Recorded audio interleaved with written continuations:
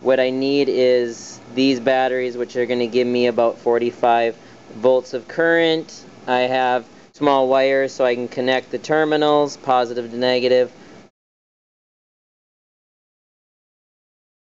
and connect it to the negative terminal, and you'll take your positive and tap this for 5 to 7 seconds. Quick tapping. One,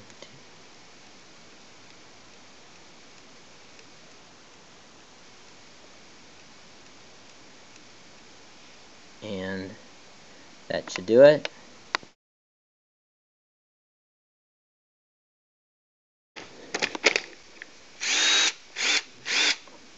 Recharge this. This hasn't worked for, I don't think I've used it for 4 years, so this works better better than the cordless drill I've been using.